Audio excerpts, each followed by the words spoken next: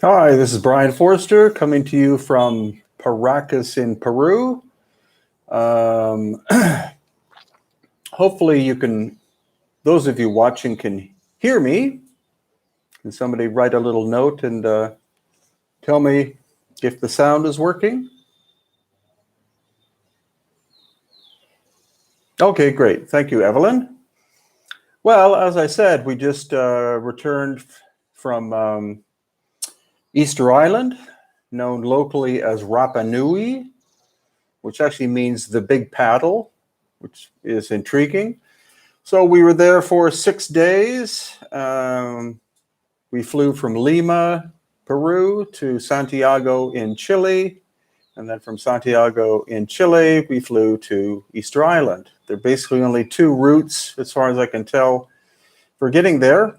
One way is you fly from Santiago, which takes about 4 hours, goes direct to Easter Island. And the other way is from Tahiti, which I think takes about 3 hours. So that's about it. It's quite an isolated place. They've now restricted the number of tourists that can go there. I'm not sure if it's 50,000 or 75,000 per year, but it's actually kind of good because the accommodations there, the hotels and so in order to make sure that the island's wildlife and statues, etc., are not damaged too much, then they restrict the number of people. But it's, of course, well worth going. It was my third visit to the island, and we were very fortunate to meet up with Alejandro, who's a local guide, and his grandfather. And so we learned a lot of new information that I didn't know about.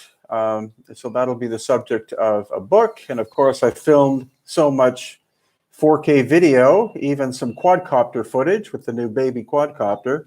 So look forward to new upcoming videos on my YouTube channel. As regards that, good evening to all of you. Thank you very much for being part of this impromptu live stream. If you don't know, there are, of course, the famous stone heads on Easter Island. But what most people don't realize is that there are more than 950 of them. And they vary in scale to from about 3 feet tall to more than 20 feet tall. The largest one that was never completed would have weighed 180 tons and is still in the quarry at Rana Raraku, which is the name of the major quarry on Easter Island. And the largest that was ever constructed weighed 80 tons, and it was erected and then fell down. Most people think that that the statues themselves were all toppled by the local people due to tribal warfare, but local people have told us that in fact it was European explorers that came and they knocked them over because they thought that they may be hollow and contain gold or something like that. So that, the stupidity again of people visiting an isolated place. Easter Island is 2,200 miles from the nearest mainland. That would be Chile. And the nearest inhabitable island is at least something on the order of 1,000 kilometers away. So the little island is only 5 miles by 7 miles by 10 miles in size. The local population is about 3,000 to 3,500 Rapa Nui people, as in native people, who are mainly of Tahitian and Chilean background with some Rapa Nui blood. The very unfortunate thing is due to the arrival of many foreigners from 1722 up until the 1860s, the population crashed from as much as 5,000 people down to 111. So that's why most of their culture disappeared.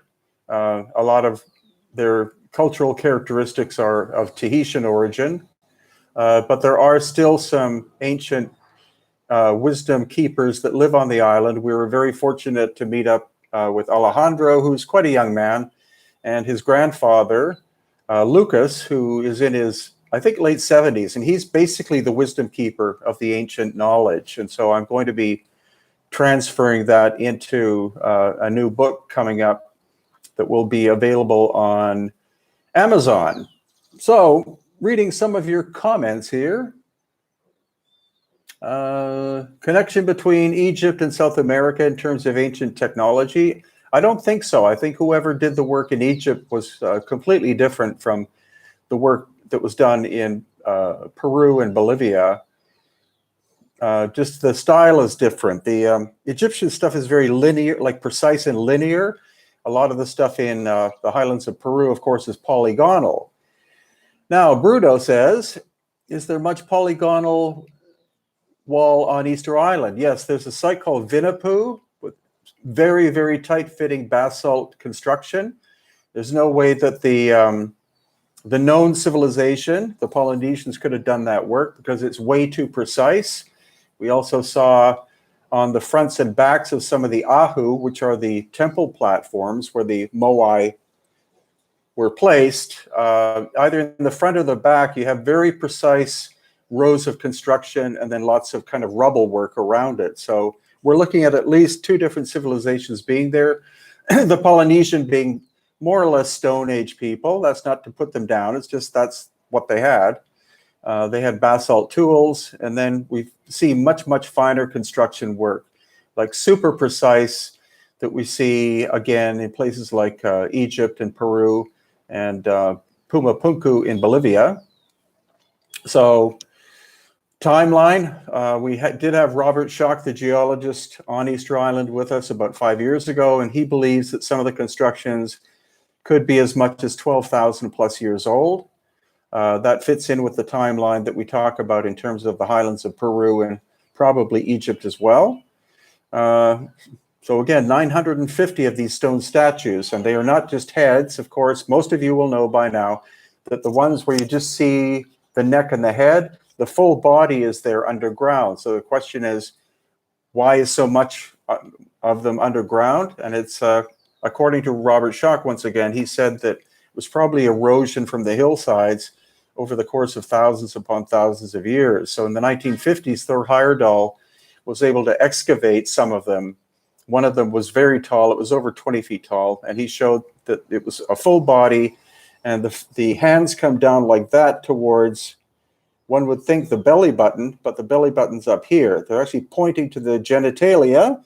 And that could indicate that the moai are pointing to their point of origin, as in the motherland is where the bloodline comes from. That's kind of the interpretation that we got from that. Also, there are a few of the moai are made out of basalt, which is a very hard stone. Most of them are made of volcanic tuff, which is very soft, but it's also very brittle. So the fact that they were able to make some of these figures 15, 20, 25 feet tall without breaking them in transport is a good question. The other question is, how did they transport them? The idea that they used log rollers is highly unlikely, because the largest trees that existed there were a kind of palm. Actually, the largest palm tree in the world, and if you know anything about palm trees, their trunks are pretty soft. So the local story is that of course, they use some form of anti-gravity, what they call mana, which is life force. So they actually instructed the moai to move. And I know that doesn't sound logical, but you're talking about a place which is very strange. And again, 950 of these things. So that's what's quite intriguing about it. What else about it? Well, there used to be 5 different species of land birds, as in birds that couldn't fly. They don't exist anymore. Most of the native vegetation is gone because an English company got a contract from the Chilean government in the 1800s, I think, to turn the whole island into a grazing place for sheep. And so those sheep devastated the landscape. Some of the wild plants are starting to come back. The park, which is where we find all of the archaeological sites, takes up 75% of the island. So the actual area which is available for people to live is very small. Thankfully, control of the park is now in the hands of the Rapa Nui people themselves, so not so much control anymore from Chile.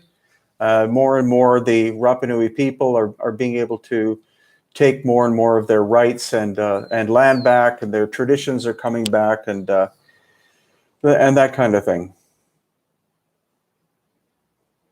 Shermanator Osborne, good to see you again. Are the Moai set atop man-made underground waterways? I don't think so. There are some huge lava tubes and lava caves, which are natural water storages on Easter Island. And that's why in ancient times it was also called the Land of Weeping Waters, because it was a place where seafarers would go, probably movement between the coast of Peru and into Polynesia. Easter Island would be the natural place where you would stop to replenish your ships with food and water and things like that. And so that's obviously what happened in the past. The Polynesians showed up, some estimates say 800 years ago, but there were obviously people living there before that. There were two different cultures. There were the short ears, who were the Polynesian people, and then another group called the long ears. Some people have connected them with maybe being the Inca or another civilization from Peru, possibly from the coast of Peru. And they had a battle over the course of time, and the long ears were basically wiped out at a site called Poike Ditch. And the local reasoning behind what we heard that happened was that the island has undergone all sorts of periods of climate change.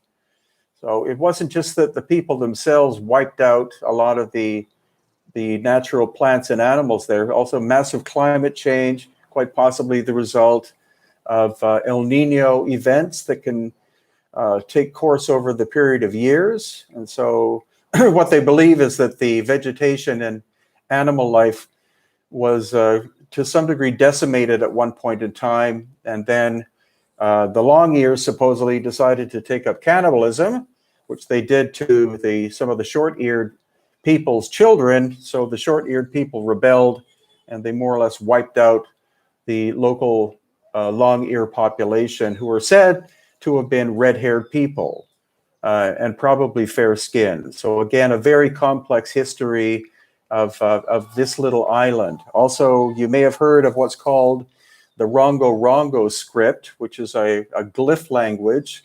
There are 25 tablets that still contain this glyph system. Actually, I have an example here.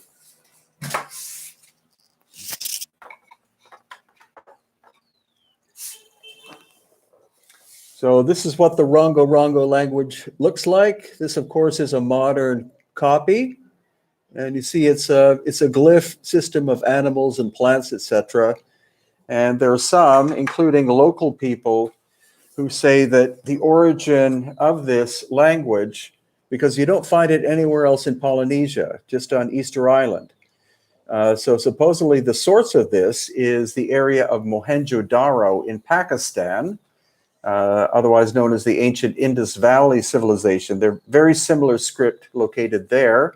So it's believed that this language was brought to the island in the very distant past, maybe by the Indus Valley people, and was or was not interpreted or known by the local people. But the story goes that in the late 19th century, some slave ships came from South America and took at least 1/3 of the population from Rapa Nui, Easter Island, to the coast of Peru, where they were forced to mine bird guano, which is bird dung, which is used as fertilizer, and that only something like 11 of them were able to return back to the island, carrying smallpox with them, causing a decimation of the population. So what we heard was that this language is read, you read one line, then you turn it over and read the next one. This is a very small, simple one, but supposedly that's how it's read. It's read row upon inside row, etc. Yes, Peter, my last name comes from Germany. It's Förster, which of course means gamekeeper or forest warden.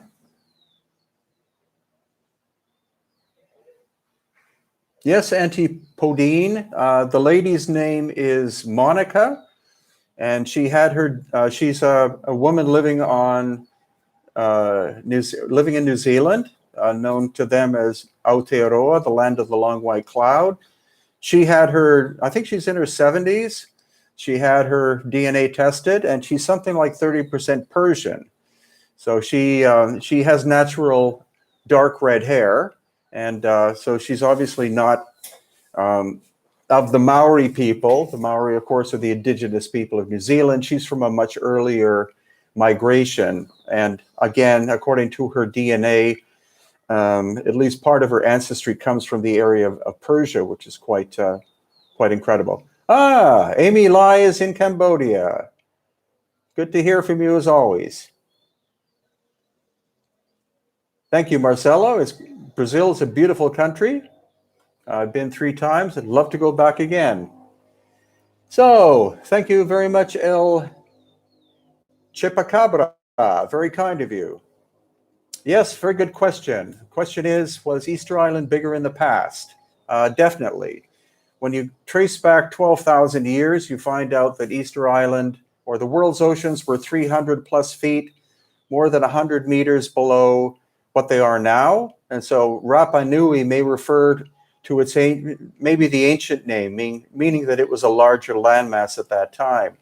There is a little island called Rapa Iti, which is just off the coast. That's where the famous Birdman competition used to be held. And so I definitely think that Rapa Nui was a bigger landmass 12,000 plus years ago. Where did the sediment come from? Well, it's a volcanic island. So there's tons and tons and tons, millions of tons of volcanic soil there. It's a red soil, high in iron. And if you see the quarry, the outside of the quarry, the quarry itself is a massive volcanic crater. So over the course of time, erosion, because it rains there a lot, it's in the subtropics, of course. So over the course of time, the erosion would start coming down and down. It could, according to Robert Shaw, could have buried the figures up to their necks. In some cases, there are some that are being found underground that were buried fully. They're not big ones. They're maybe 6 to 10 feet tall, or 2 to 3 meters in size. And Oscar Meyer asks about, how about the hats? Well, that's a good point, because there are some of them that still have the red scoria volcanic hats on top of them. They, of course, were put back on because they all fell down. But there are 7 different designs of them. And so they could represent 7 different classes of people, or 7 different points of origin for the people of Rapa Nui. And also the most famous ones are the ones that have this little protrusion up here, and that probably represents a top knot, as in the hair, even in modern times, especially the women and some of the men on Easter Island pull their hair up, they tie it like that, so there is a top knot sticking up. And that's a Polynesian trait. It's an intelligent thing to do because of the heat of the area, and even more so if you go to Tahiti, where I spent 3 weeks once. It's rather humid. So if you have your hair down, your neck's going to get really hot. So pulling your hair up like that makes a lot of sense. Svetoslav, very kind of you. Any connection between the H stones in Peru and the H symbols on the statues of Göbekli Tepe? They do look similar. Also on Göbekli Tepe, the statues, again, have the finger points almost come to touching, but not quite. They're pointing to something. But I think that's actually a coincidence, because the distance between the H blocks in the Altiplano of Bolivia and Göbekli Tepe, it's a huge distance. And also, from what I've seen, the workmanship at Göbekli Tepe is quite crude compared to at Pumapunku. Pumapunku, the level of technical skill is profoundly high, as in very difficult to do today. But at Göbekli Tepe, it looks relatively okay workmanship. We're going in September of next year. If you want to join us, we have a special Turkey tour at www.hiddenincatours.com. So if you want to join us in Turkey, we're going to Göbekli Tepe, we're going to Cappadocia, we're going to look at the underground cities. We're going to spend some time in Istanbul because it's supposed to be phenomenal. It's a crossroads between Asia and Europe, so incredible place to visit. Okay, anything else we have here? Expanding Earth animation. Yes, I've seen that. It's really amazing. If you take the Earth and you shrink it down, all the continents do connect together. So that's very interesting. I think it's an Australian man's theory. Do I believe giants existed? Yes, but not really big ones. I think definitely there were ancient people of the scale, obviously, of 7 feet, quite probably 8 feet, maybe 9 feet. But if you go beyond that, I think it's getting kind of corny. So when, of course, you think of Goliath, I believe his estimated height is somewhere in the region of 8 foot something. So that's plausible in terms of human anatomy. But when people talk about, greetings, Guatemala. But when people talk about 20 feet, 25 feet tall people, no, I don't think that makes sense whatsoever.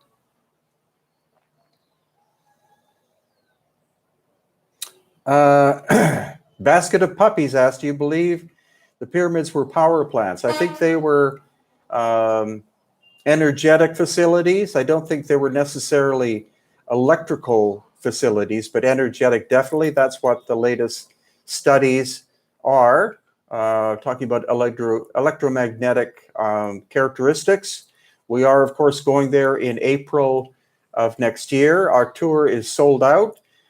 We have 65 guests coming with us, but if you want to, you can join up on our tour in March of 2020. We're going back to Egypt and most likely Lebanon or Baalbek.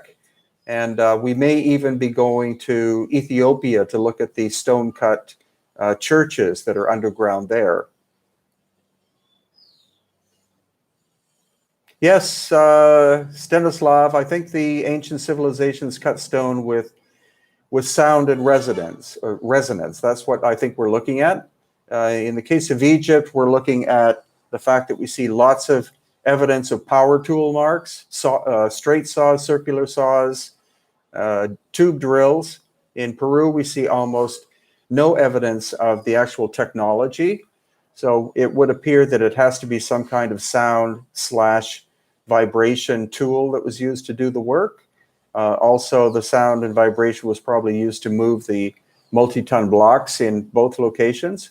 The latest theory I heard about a year ago about how the giant blocks for the pyramids were moved. Again, this is according to standard academics, which are, just quite stupid idea, but that they poured milk in front of the stones and that added as a lubricant. David, thank you. My pleasure. Thank you so much. Very kind of you. Well, Perry, yes, if you're going to Costa Rica, check out the stone spheres. There are hundreds of stone balls located in Costa Rica. They seem to be perfectly spherical. Check out and ask what kind of stone they're made out of, because that'll be a great indication of whether they could be done by the local population or whether it had to employ lost ancient high technology of some kind. But you have them there. You also have them in New Zealand as well.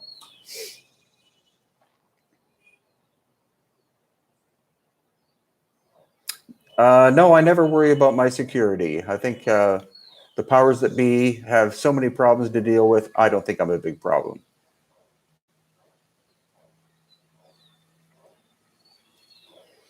Well, the ancient technology is, in some cases, is beyond what we can do. So, Sunny asked, do you think the pyramids had something to do with grain storage? No, I do not. I don't think that had anything to do with them whatsoever. It's possible that the pyramid energy was used to enhance grains, but the actual storage, no. Okay, of Welsh Magic asks, how do you go booking for Egypt 2020? Just go to my website, which is www.hiddenincatours.com, and there is There's a contact form. Just fill in the contact form, and I will send your submission to Patricia Awian, who is in Egypt. She's the one that coordinates the tours. And so if you send that to me, I'll send it to her. Yes, I have heard that the Tibetan monks were able to move large stone blocks with sound. I think it's trumpets or something. Have I thought about the connections between Sri Bhamadeva and Viracocha? No, we're going to be going to India in January 2020. So lots of lost ancient technology there. While we're thinking about March 2020 for Ethiopia, it'll be a probably 4 or 5 day tour after the main tour. So again, keep checking hiddenincatours.com, and that's where you'll see the update for the 2020 tour coming up in April of 2019. The Serapeum in Egypt, the giant 100-ton stone boxes, they had to have been made using very advanced high technology. I think they were vibratory in nature. Maybe they were energy capacitors of some kind. I think they were part of the energetic system, which included the original pyramids of Egypt, not just the 3 on the Giza Plateau, but there are 6 or 7 original pyramids. And yes, I do have PayPal, Frank. It's shapibospirit@hotmail.com. I'll write that down for you. Yeah, labs today are moving things with sound frequency, but very tiny things.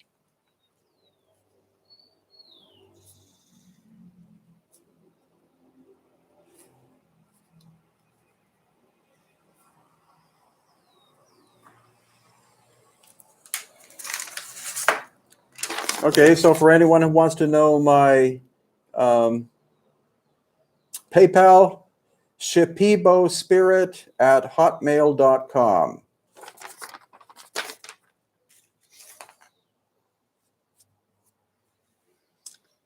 Have I tried psychedelic substances? Yes, I have done ayahuasca under strict supervision, profound experience. Don't play with it. If you want to do ayahuasca, do it seriously. Very kind of you, David. Most kind of you. Thank you so much. What do I think about Atlantis in Mauritania? That's Jimmy of Jimmy's channel, whatever the hell it's called. It's really interesting. If you look at Bright Insight is the name of the channel. That's Jimmy's channel. He just put up another video about Mauritania, this incredible, what looks like a natural series of circles going in like that. Mauritania is on the west coast of Africa. Again, the channel is called Bright Insight, and the man who makes the videos is Jimmy. Very intriguing.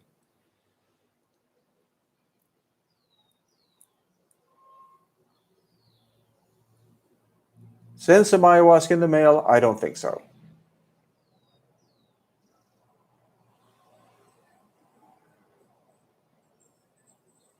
No, I haven't been to the Rijksmuseum in Leiden to look at the Egyptian collection. I've, of course, been in the British Museum, the Metropolitan Museum. Some of the best stuff is outside of Egypt, but the new Museum of Antiquities is being finished on the Giza Plateau, cost of $1 billion US, and it will be one of the largest museums in the world. So it's supposed to open up in about 6 months. Have I ever felt the energy at ancient sites? Yeah. Anyone, I think, of any sensitivity who goes to these ancient sites will feel the energy. It's very weak compared to what it used to be, but you do go into an alternate state of consciousness when you go there. Atlantis in Bolivia, I don't know about that. I've been to the site called Atlantis in Bolivia. There's no sign of megalithic work, no sign of precision cutting. It's near a little lake called Lake Poopo, so I don't think so. I think Mauritania sounds more interesting. Yes, and I do believe that these are pre-flood structures. What do you think of pi in the Great Pyramid? Well, there's a lot of mathematics employed in the Great Pyramid. You have pi, you have phi, you have all sorts of references to the dimensions of our planet, the radius, the circumference, etc., etc., etc. Tunnels under Giza, yes, there are many tunnels under Giza. I've been 4 levels under the Giza Plateau. There are many, many levels before that. If you do go to Egypt, make sure you go into the Osiris Shaft. It was opened up less than 2 years ago. There you go 200 feet underground. You have to rent the space, and it costs, I think, $2,000 to $3,000 for 2 hours. So go with a group, obviously. It's not $2,000 or $3,000 per person. It's for the group. So you can do that. No, the Nefertiti bust is not a fake. You can tell that because one of the eyeballs is still missing. And of course, that's in one of the German museums. I've tried the Steemit blog in the past, but I don't know. Not for a year or two. It's just I do a lot of social media. Actually, what I'm doing now is I'm focusing on YouTube, because I like to do things like this live chat. Yes, it's in the Berlin Museum, the bust of Nefertiti. But I'm not doing Facebook as much anymore because it seems to be a very weak way of transmitting information. It was great about 5 to 10 years ago, or 5 years ago. Now I find it quite useless. Twitter, I think, as well, is kind of useless. So I think this is much better. Doing video, like making videos or live video, I think is a much better way of interacting with you than the other ones.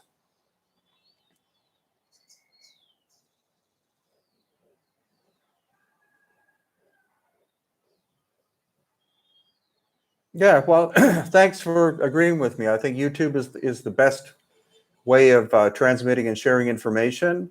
I was able to film a lot, as I said, on Easter Island. And before that, we were again in Pumapunku and Tiwanaku. We were in Machu Picchu. Actually, I didn't take any photographs of Machu Picchu. I think I've done that one enough. But also Paracas and Nazca. I just finished a video I'll be uploading within the next week, which is flying over Nazca. I was able to get some good video of the whale and the astronaut and the condor and the famous figures. Last Templar asks, did you research Indian ancient culture? Not yet, because we're going to India in January of 2020. So I'm going to save it for then. I'll do some research before I go. But I have seen some great photographs of megalithic work in basalt in India, as well as, of course, the famous caves, the Ellora caves, the Elephanta caves, etc. And there's another guy who has a very good YouTube channel, which is basically about sites in India. I can't remember his name right now, but I think it's called Phenomenal Travel Videos. Svetoslav, thank you so much.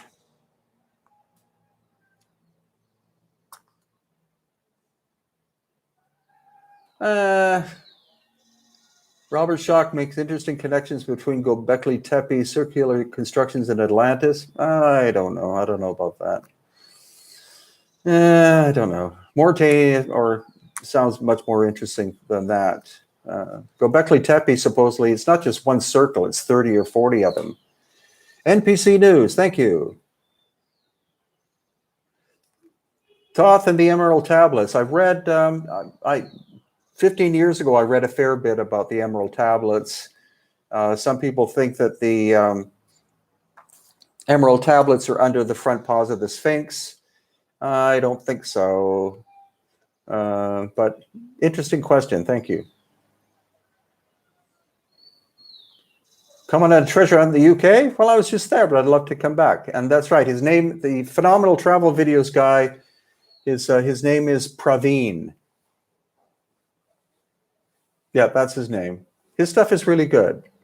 He and Jimmy take a lot of time creating their videos, and they're all really good, and they're very popular. Yes, my ayahuasca experiences have been very important life experiences for me. I'm not going to get much more into it, but Thunderbolts project. I've recently been looking at the Thunderbolts project. Some of the stuff's really interesting. The problem I have is that they don't state when this happened. The Thunderbolts is about arcing between planets. Mars seems to have scarring that's the result of plasma arcing, which there's a big streak that goes across, I think, the northern part of Mars, which is hundreds of miles long, if not thousands.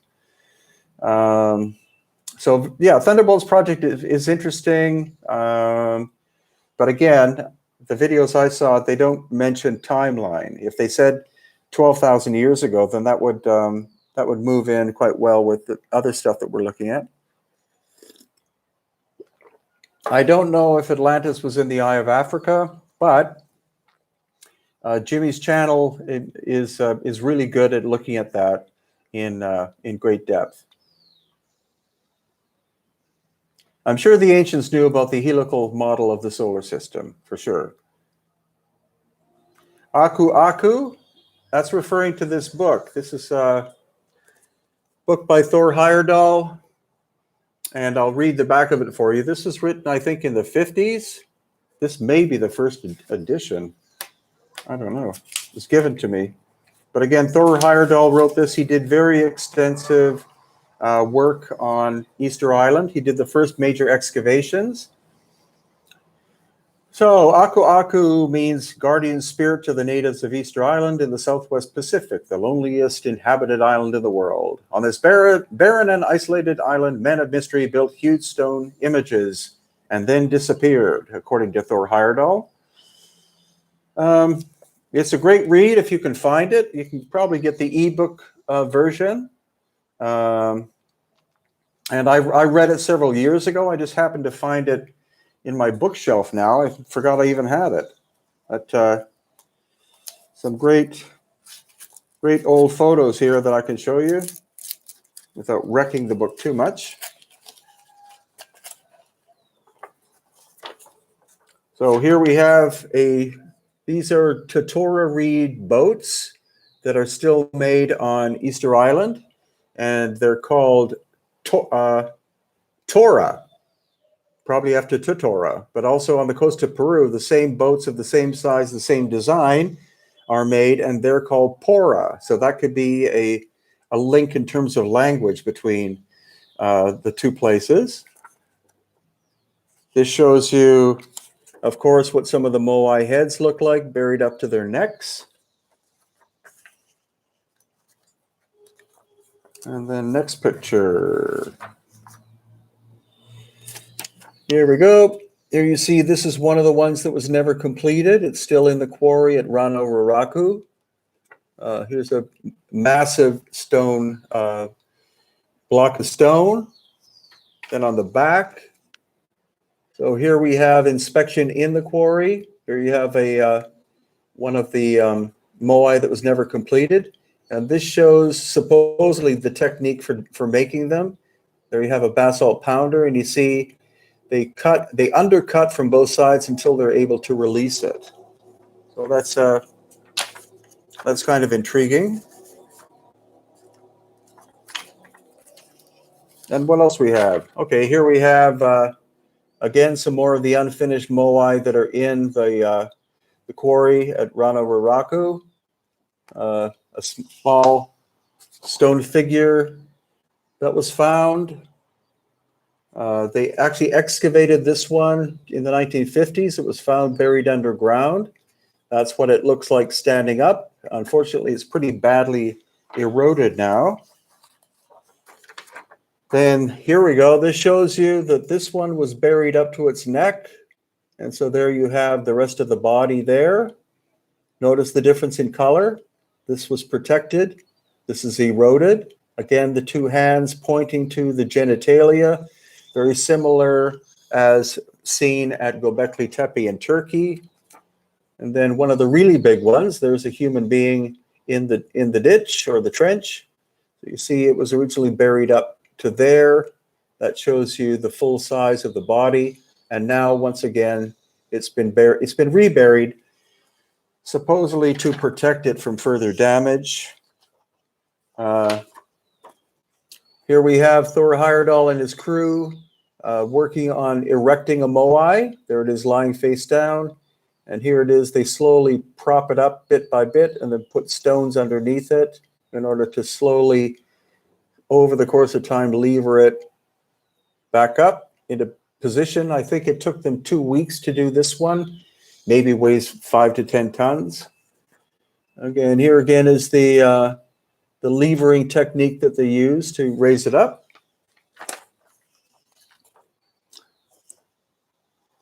And finally, here's the last stage of getting it back up into position.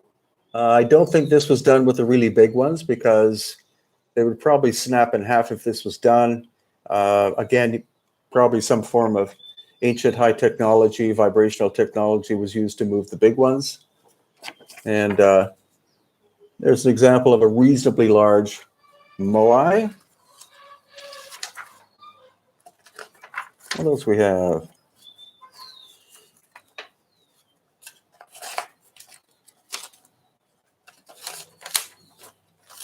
Oh, this is interesting. This is a site. This is an island thousands of miles away called Rapa Iti. And there are these forts built on the tops of the ridges of the mountains at Rapa Iti. Just look that up on the internet. It's I think the only way to get there is by boat, and it takes a week to get there from Tahiti. I've not been, but would love to go someday, now that I've trashed my copy of Thor Heyerdahl's book.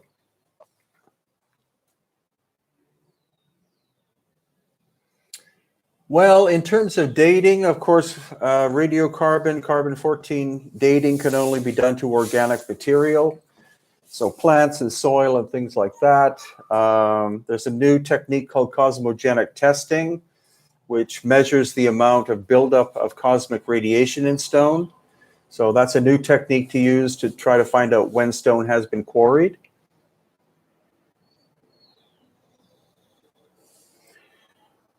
Puma Punku, well, just wait for my latest video. I honestly don't know what it was originally constructed for. It does have a magnetic aspect to it.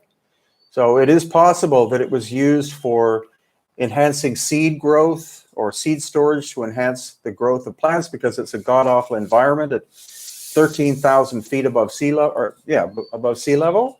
The precision, of course, is high technology. Puma Punku appears to have been buried by a giant wave of mud, probably 12,000 years ago. The birth house at Dendera, well, I'm going back to Dendera in April, so I'll have a look at that. How far back does humanity go? Well, according to conventional stories, it goes back 200,000 years, Homo sapiens sapiens.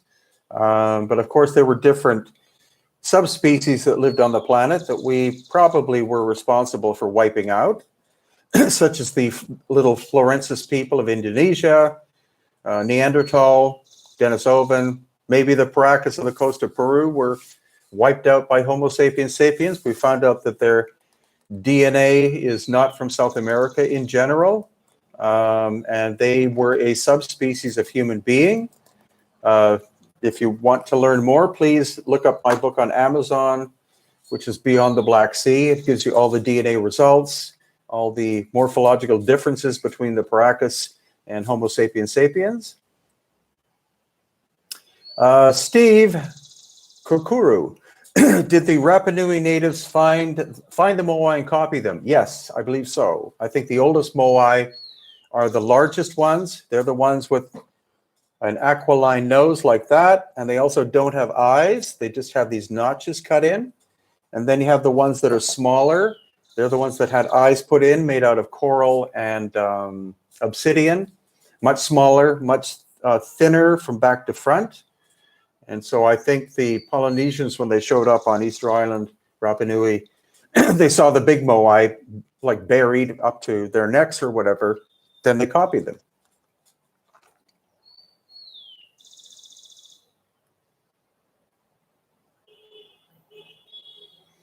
Which creation myth resonates most with you? Well, lots of them. I like the ones that have commonalities, that talk about an energetic force being the creator of reality, not necessarily a god, but an energy that did that.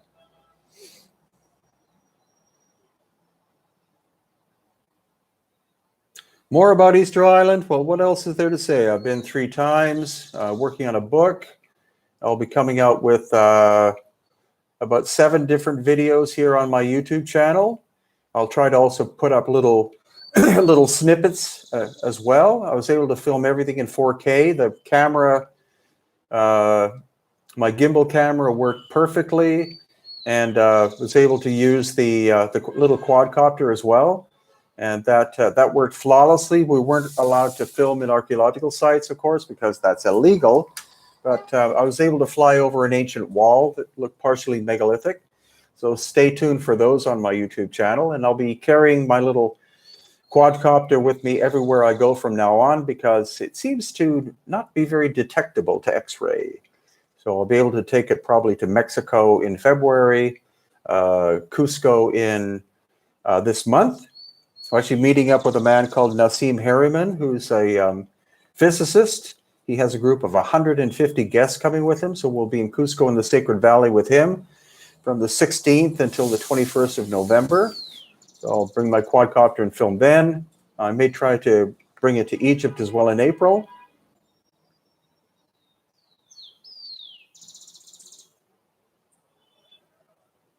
Yes, Bob, the newer moai are the short ones. Again, averaging 6 to maybe 9 feet tall.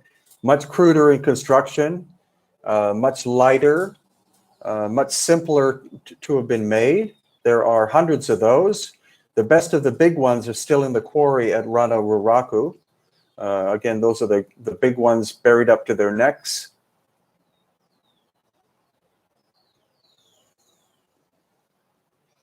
Okay, Cody, great question. Why are the moai positioned the way they are? The ones that were moved and set up in position, almost all of them face inland.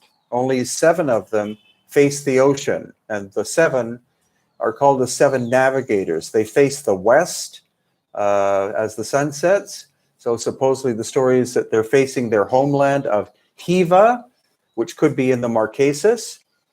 But all the other ones that were finished and moved face directly inland. They face the village to which from which they lived, because each one represents a chief.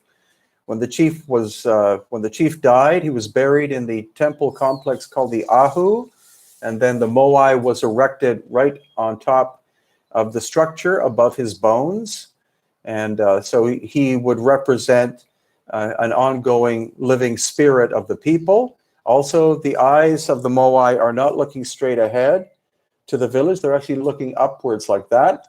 So the local story is that they are looking back to where they came from, which according to local sources is Orion's belt. So according to the local knowledge, the original people, and most probably the Polynesian ancestors, their stories say they originated from Orion, and that the source of all humanity is actually, according to them, the Pleiades. Cosmodub, the significance of 7. Well, that's a very good point, because lots of the Ahus, which are the temple complexes, 7 moai were erected. In the case of, there's another one which supposedly originally had 21. So 7s and multiples of 7 appear on Easter Island a lot. What's going on in Antarctica? Well, I think there's a lot going on in Antarctica. I think there's so much scientific activity there that they may have found an ancient civilization now buried under ice. Again, my belief system is that about 12,000 plus years ago, our planet was perfectly vertical, then went through a system of catastrophic changes. I think that's when the planet tilted to 23.5 degrees. So I think original part of Antarctica was up here, and now it's frozen. And so it could very well be that they will find evidence of a very advanced lost ancient civilization in Antarctica along one of the outer areas, the shelves. Otherwise, why would so many international politicians be going there? Not for the penguins.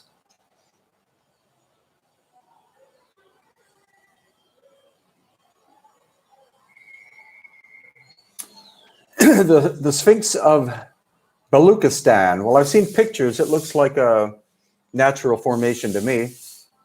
I think there's only one classic Sphinx, and that one, of course, is the one on the Giza Plateau. And it's been dated at being at least 12,000 years old, which means it was there before the dynastic Egyptians ever showed up. All of you know that by now.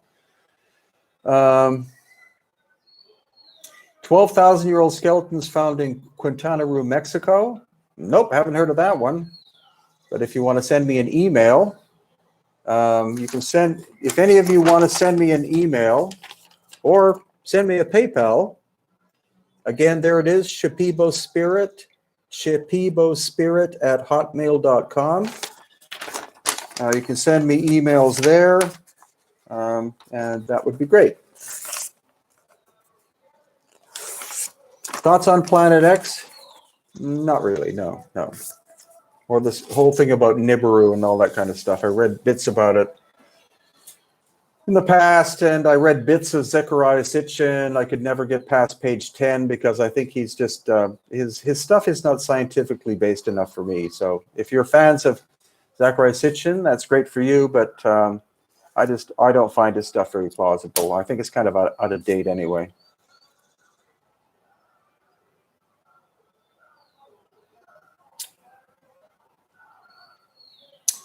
Do I think that the star children or graves live inside the Earth? I don't think so. They probably live in spaceships out in space or on the backside of the moon or something like that. We do have a new DNA test that's coming up, which is of a skull that looks very much like the famous Star Child skull of Lloyd Pye. So we'll be doing a fundraising thing about that maybe in January. So that'll be an interesting thing. We are going to continue doing DNA testing of the Paracas skulls, but we're going to be doing them one at a time under very strict clinical conditions. So we'll have to do a much better job than the recent testing we did in terms of making sure that the skulls are sterile. And so look forward to that ongoing stuff. Yeah, the recap structure, we have discussed it. It's very intriguing. Look up Bright Insight, which is a YouTube channel run by Jimmy. His videos are really good. He has a huge number of subscribers, which he deserves. And if you haven't subscribed to my channel on YouTube, please do so. I have 1,030 videos now. I'm going to be uploading one every 4 days. And I'm going to try to do more of these live chats with you as time goes on. Since we just flew in from Easter Island, we're not going anywhere for a little while. So it gives me time to be at home and to be able to contact with you. Okay, Robert asked about the Atacama humanoid. That's a little mummified figure about that big that Dr. Stephen Greer has been studying.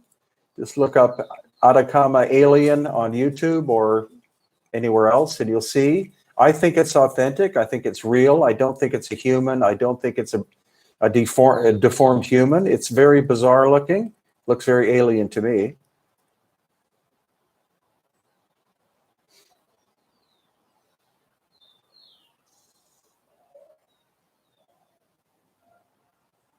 How can there be great monoliths, but the people have no written language? Well, Aaron, because they probably had capabilities beyond us.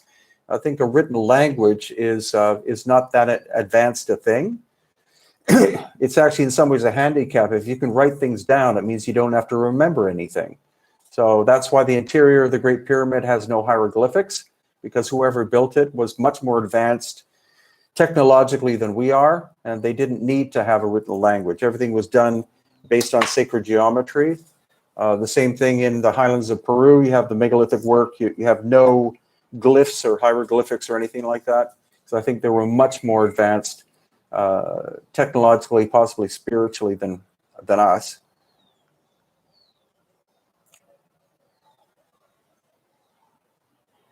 Are crop circles and Nazca lines pirate markings? I don't think so.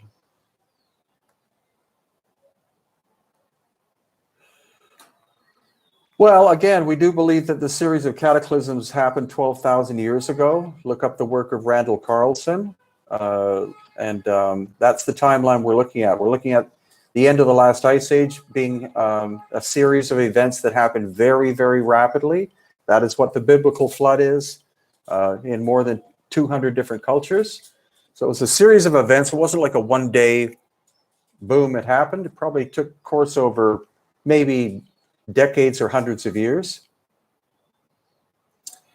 The small bearded Moai statue, there are actually a few of them. There's one at the Rana Raraku Quarry that clearly has a goatee. That's not a Polynesian characteristic, so that means a different kind of bloodline. Am I involved with the Gaia movement? I did some, I had some interviews with them in the past. Not anymore, I don't think. More about Göbekli Tepe, Bob. Well, I'm going to be going, as I said, in September. So I'll be going, of course, with 4K video, etc. And hope if they have decent internet. Internet on Easter Island is absolute crap, which is understandable, 2,200 miles away from the mainland. But the internet was terrible there. So I was able to do one live shoot, or two actually, if you want to have a look at them on my YouTube channel, Brian Forster. They're two of my more recent ones. And I had decent enough internet to last me 7 minutes, so I was able to at least record something. No, I don't think there's an undersea cable to Easter Island. It's population is too small. Okay, well, look, to once again thank you all for joining me, and I'll try to do this again. You can see I got a sunburn when I was on Easter Island. It was cloudy most of the time. The best weather, if you want to go, is January, February, and March. Okay, Svetoslav asks, thoughts on the coronal mass ejection being the cause of the last ice age? I think very much so. If you look at my book, Aftershock, excuse me, and also the work of Robert Schoch, you'll see that coronal mass ejection was probably the cause, or part of the cause, of the rapid end of the last ice age about 12,000 years ago. No, I don't think the Easter Island and the Maya were connected. No. Good question. Mud floods? Yes. Mike T, thank you very much. Great elephant picture. Okay, thank you so much for future YouTube videos coming up. I just put one up yesterday, which is a 45-minute video that I recorded in England. It's all Pumapunku and Tiwanaku. I have 6 other ones that I recorded in England that will be coming up, and I'll be coming up as well with tons about our recent trips. Again, Nazca, Paracas, Cusco, Pumapunku, and Easter Island. And I always have my camera at the ready to film as much as I can for your education and delight. And once again, thank you so much for your interest in what I'm doing. Please share as much as possible. If any of you know Joe Rogan, please ask him to contact me so I can be on his show. I'm going to be at Contact in the Desert in June in California, so I could be on his show live or recorded in his studio if he wants. I haven't been able to contact him, so if any of you know Joe Rogan, then please contact him. Blessings to you all from Paracas in Peru.